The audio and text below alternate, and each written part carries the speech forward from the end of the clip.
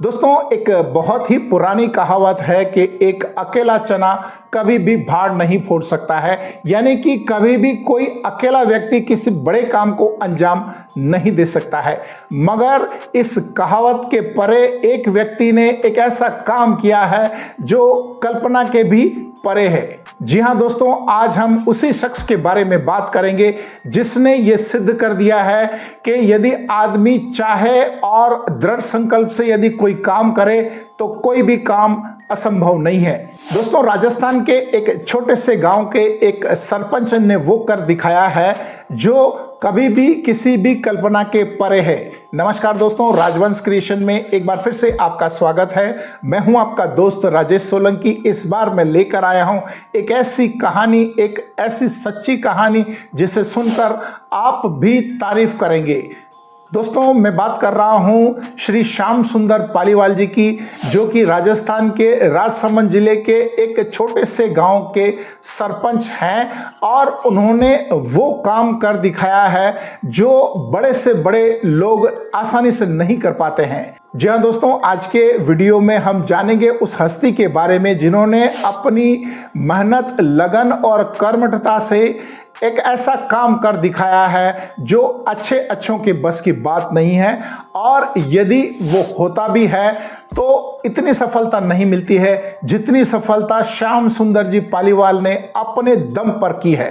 तो चलिए दोस्तों, इस वीडियो को शुरू करते हैं और हम जानते हैं श्याम सुंदर पालीवाल जी के उस कारनामे के बारे में जिसकी वजह से वो इतने फेमस हो रहे हैं या इतने प्रख्यात हो रहे हैं। दोस्तों, ये कहानी है राजस्थान के राजसमंद जिले के एक छोटे से गांव की जिसका नाम है पिपलांत्री।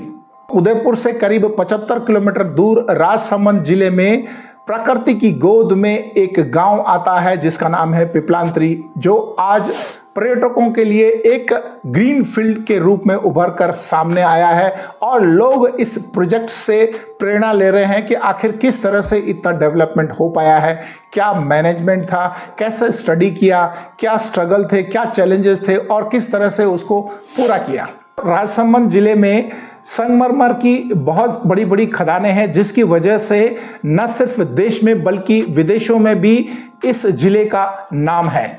मगर सिक्के का दूसरा पहलू यह है कि संगमरमर की इन खदानों में माइनिंग में डिगिंग करते करते इतनी गहराई तक खुदाई हो चुकी है कि वहां पर 800 फीट तक पानी का कोई अता पता नहीं है।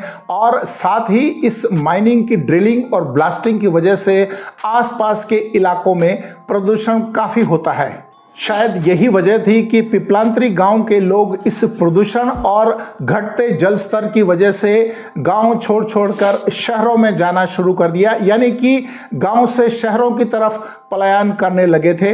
मगर 2005 में एक ऐसा शख्स सरपंच बन के इस गांव में आया जिसने दिन दुगनी और रात चौगनी तरक्की की और वो काम कर दिया जो कल्पना के भी परे था। तो सरपंच बनने के बाद इन्होंने सबसे पहला काम ये किया कि उन भूमाफियों के चुंगल से हजारों बीघा जमीन मुक्त कराई और उस जमीन के ऊपर वृक्षारोपण किया, प्लांटेशन किया, यानी कि ग्रीन फील्ड तैयार किया और उस वृक्षारोपण को बेटी के साथ जोड़ा। यानी कि गांव में जब भी कभी किसी के घर बेटी पैदा होती थी तो उनके परिवार वालों से ये गुजारिश की जाती थी कि कम से कम 111 पौधे उस बेटी के पैदा होने की खुशी में लगाए जाए। इस तरह से इन्होंने गांव में प्लांटेशन शुरू किया। इसके बाद धीरे धीरे उस गांव में हरियाली आने लगी, लोगों को जागरूक किया, लोगों को एकजुट किया और ग्रीन बेल्ट के प्रोजेक्ट में सभी लोगों का साथ लेकर के श्याम सुंदर पालीवाल जी ने वृक्षारोपण पर जोर दिया, जिसके कारण वहां पर फिर से हरियाली लौट गई। और आज की डेट में लाखों पौधे, जिसमें फलदार पौधे हैं, जड़ी बूटियों वाले पौधे हैं, इस तरह के लाखों पौधे उगाए। और आज की डेट में जहां पर 800 फीट गहरा पानी चला गया था, यानी कि वाटर लेवल जहां 800 फीट नीचे चला गया था, आज की डेट में वहां पर 50 फीट की लेवल में ही पानी आ चुका है। यानी कि 50 फीट के खुदाई के बाद ही वहां पर पानी निकल जाता है। आज की डेट में पिपलांत्री गांव जो है एक पर्यटक स्थल के रूप में तब्दील हो चुका है। वहां पर देश के कोने कोने से ही नहीं, विदेशों से भी लोग पर्यटक के रूप में घूमने आते हैं और बड़े बड़े आईएएस अधिकारी भी वहां पर आके स्टडी करते हैं, उस मैनेजमेंट को समझते हैं कि आखिर किस तरह से इतना बड़ा बदलाव इन्होंने लाया, हरित क्रांति इन्होंने किस तरह से पैदा की। उसके बाद ये जो बड़े बड़े ऑफिसर्स हैं अपने एरिया में जाकर उस रोल मॉडल को अपनाते हैं और उस तरह का डेवलपमेंट करते हैं। पीपांतरी गांव जो किसी जमाने में बंजर भूमि हुआ करती थी, आज की तारीख में वो एक पर्यटक स्थल बन गया है और ये सब संभव हो पाया है श्री श्याम सुंदर पालीवाल जी के अथक प्रयासों से। उन्होंने लोगों को जागरूक किया, अपने साथ लिया और लोगों ने भी उनके साथ कंधे से कंधा मिलाकर गांव के लोगों ने उनके साथ जुटकर काम किया, जिसका रिजल्ट आज पूरी दुनिया में देखा जा रहा है। दोस्तों, श्याम सुंदर जी पालीवाल की मेहनत रंग लाई और इनकी इस मेहनत को देख के भारत सरकार ने उन्हें पद्मश्री अवार्ड से सम्मानित किया है। जैसा कि आप सभी को पता होगा, मशहूर टीवी सीरियल कौन बनेगा करोड़पति में भी इन्हें आमंत्रित किया था। तो चलिए दोस्तों, श्याम सुंदर जी पालीवाल का वो इंटरव्यू देखते हैं जिसमें उन्होंने अपने इस मैनेजमेंट का मंत्र लोगों को बताया है।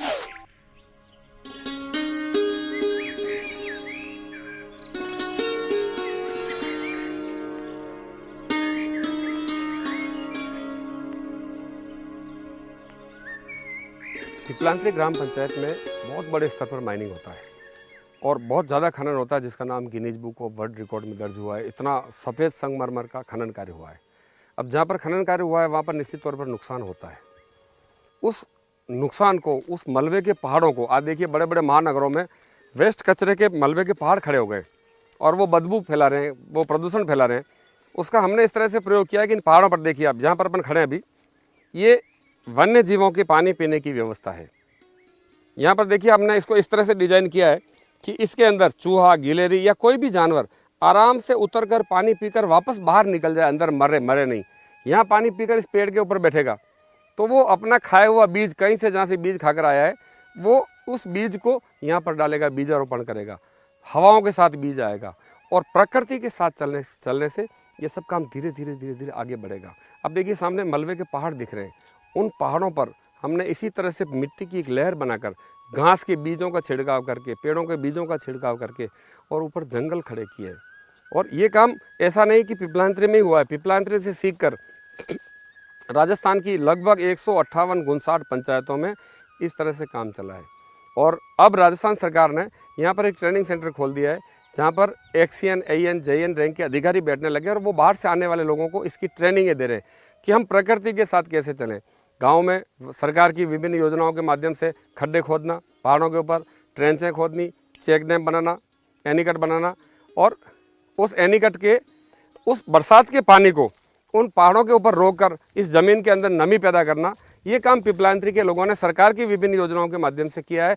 जिससे आपने देखा सूखी पहाड़ियों के ऊपर आज चंदन, नाग केसर, कल्पवृक्ष, रुद्राक्ष, आम, नीम, शीशम, बरगद, पीपल, इस तरह के और बड़ी संख्या में आंवला, एलोवेरा, ये पौधे तैयार हो गए, पेड़ बनने लगे, जिनके फल आने लगे। और पहले खड्डे खोदकर पौधे लगाकर लोगों को रोजगार मिला, अब पानी पिलाकर लोगों को रोजगार मिला, अब उन पेड़ों से लोगों को रोजगार मिलना शुरू हो गया। ये एक चेन बन गई है, एक सिस्टम बन गया है, जिससे लोगों को आने वाले कई सालों तक प्राकृतिक आधारित रोजगार मिलेगा। अब देखिए इस धरती के ऊपर जितना अधिकार मेरा है, उतना ही अधिकार गाँव के तीतर, मोर, खरगोश, पैंथर, बंदर, चूहा, गिलहरी, वो भी यहाँ जन्म हुआ है, तो वो कहाँ जाएगा? जंगलों को ख़राब कर दिया, पानी को सुखा दिया अथाह दोहन करके, तो फिर वो गांवों की तरफ जाएगा और गांव में जाएगा तो या तो शिकार हो जाएगा किसी का या फिर शिकार करेगा, दोनों में नुकसान है। तो अगर इस तरह की व्यवस्थाएं हर ग्राम पंचायत अपनी चारागाहों में, अपनी सरकारी ज़मीनों में कर ले और उसमें पानी डाल दे, तो गाँव का वन्य जीव से, जंगलों का वन्य जीव गाँव में नहीं आएगा और गाँव में नहीं आएगा तो फिर इंसानों के और वन्य जीवों के बीच में टकराहट की स्थिति पैदा नहीं होगी। ये पीपलांतरी में हमने प्रयोग किया जो बहुत सफल हुए। सबसे बड़ा काम तो ये हुआ कि उन पहाड़ों से जो प्रदूषण फैलता था, हवा के साथ जो मिट्टी डस्ट उड़ती थी बारीक, जिससे सिलिकोसिस, दमा और किस तरह की कई बीमारियां होती थी, उस पर रोक लगने लगी है। और एक मैसेज गया, लोग सीखें, अगर ऐसा भी हो सकता है क्या, ऐसे मलबे के पहाड़ों पर भी जंगल खड़े हो सकते हैं क्या? लोगों में आत्मविश्वास बढ़ा है, लोग इससे सीखकर और दूसरी जगह भी, दूसरे पहाड़ों पर भी काम करने लगे। और जब काम होगा, काम किसने किया? गाँव के लोगों ने, गाँव के गरीब लोगों ने, गाँव की विधवा, विकलांग, कमज़ोर लोगों ने सरकार की योजनाओं से काम किया है, तो निश्चित तौर पर उनको रोजगार मिला है। तो ये सब काम मजबूत इच्छा शक्ति की वजह से अगर इंसान चाहे तो सब कुछ कर सकता है, ऐसा कोई काम नहीं। पर हम लोग क्या सिर्फ बातें करते हैं और ऑफिसों में बैठकर प्लानिंग करते हैं और धरातल पर काम करने के लिए हम तैयार नहीं हो पाते हैं। और आज समय आ गया है कि हम धरातल पर काम करें। और मेरे गांव के लोगों ने पिछले 15 साल तक जो तपस्या की है उसका परिणाम आज ये आया कि मेरे गांव की पहाड़ियाँ हरी तिमा से भर गई है और इससे लोगों को रोज़गार मिल रहा है। गाँव की महिला आती है यहाँ पर मनरेगा में या सरकार की योजनाओं में मजदूरी करती है और शाम को यहाँ से घास का बारा बांध कर अपने पशुओं के लिए लेकर जाती है। ये कितनी बड़ी उपलब्धि है। गांव की ज़मीनें बची, देखिए कितना बड़ा काम हुआ कि गांव की कॉमन लैंड सामूहिक ज़मीनें, चारागाहें बची। गांव की बेटियों के नाम पर पेड़ लगे तो गांव की बेटी बची, उसका सम्मान बचा। गांव में जल संरक्षण का काम हुआ तो पानी बचा, पेड़ लगे। ये सब काम हुआ तो वन्य जीव बचे और इन सब के माध्यम से लोगों को रोज़गार मिलने लगा। तो देखिए बेटी, पानी, पेड़, गोचर भूमि और वन्य जीवों को बचाकर लोगों को प्राकृतिक आधारित रोजगार देने का काम सरकार की विभिन्न योजनाओं के माध्यम से मेरे गांव के लोगों ने किया है। और अब हमारे गांव, मेरा गांव पिपलांत्री पर्यटन ग्राम की तरफ बढ़ रहा है। यहाँ टूरिस्ट आने लगे, यहाँ पर विदेशों से लोग आने लगे। हिंदुस्तान के कई कोने से सरपंच और IAS अधिकारी आते हैं और इसको सीखकर अपने अपने क्षेत्र में ये काम कैसे हो सकता है इसकी प्रेरणा लेकर जाते हैं। पिपलांत्री के लोगों ने जो काम किया है, मैं मानता हूँ कि काम सबसे बड़ा है, काम रोल मॉडल है। पिपलांत्री के लोगों ने जो काम किया उसकी वजह से हमारे गांव को आज पूरी दुनिया में सम्मान मिलता है। चलिए दोस्तों, एक नजर डालते हैं स्टार टीवी के उस मेगा शो कौन बनेगा करोड़पति के सेट पर, जहां पर श्याम सुंदर जी पालीवाल को अमिताभ बच्चन जी ने किस तरह से आमंत्रित किया था और कैसे उनको सम्मानित किया था। ग्रामीण विकास से अग्रसर पूर्व राष्ट्रपति स्वर्गीय APJ अब्दुल कलाम जी द्वारा निर्मल ग्राम अवार्ड से सम्मानित श्री श्याम सुंदर पालीवाल जी का तालियों के साथ अभिनंदन एवं स्वागत किया जाए।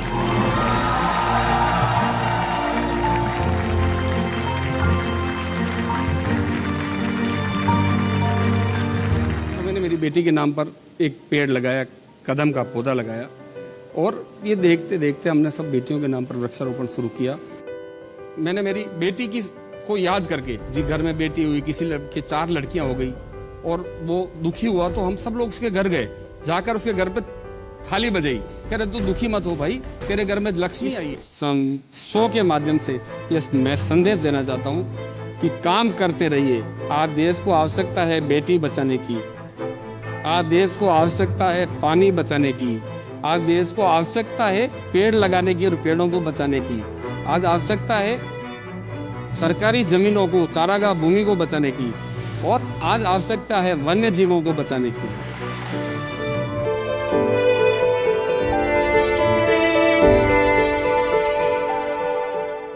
दोस्तों, ये कहानी हमें ये संदेश देती है कि यदि आप सच्चे दिल से और पूरी शिद्दत के साथ यदि मेहनत करते हैं तो कोई भी काम असंभव नहीं है और सच्चे दिल से की गई मेहनत एक न एक दिन कामयाबी जरूर लाती है। ये श्याम सुंदर जी पालीवाल की कहानी हमें यही शिक्षा देती है। दोस्तों, मैं उम्मीद करता हूं कि आज के इस वीडियो में श्री श्याम सुंदर जी पालीवाल के बेस्ट मैनेजमेंट के बारे में मैं बेसिक इन्फॉर्मेशन दे पाया हूंगा। यदि आपको आज का मेरा ये इन्फॉर्मेटिव वीडियो पसंद आया हो तो मेरे इस चैनल को लाइक करें, अपने दोस्तों को शेयर करें ताकि ज़्यादा से ज़्यादा लोगों को श्याम सुंदर जी पालीवाल जैसे लोगों के बारे में पता चल सके। और हाँ, यदि आप मेरे चैनल पर पहली बार जुड़े हैं तो मेरे इस चैनल को सब्सक्राइब करें ताकि इसी तरह की वीडियो आपको समय समय पर मिलती रहे। दोस्तों, आज के इस सफर को हम यहीं पूरा करते हैं। अगले सफर में फिर से मिलेंगे एक और नई कहानी के साथ, एक और नए इंफॉर्मेटिव वीडियो के साथ। तब तक अपना और अपनों का ध्यान रखिए। धन्यवाद।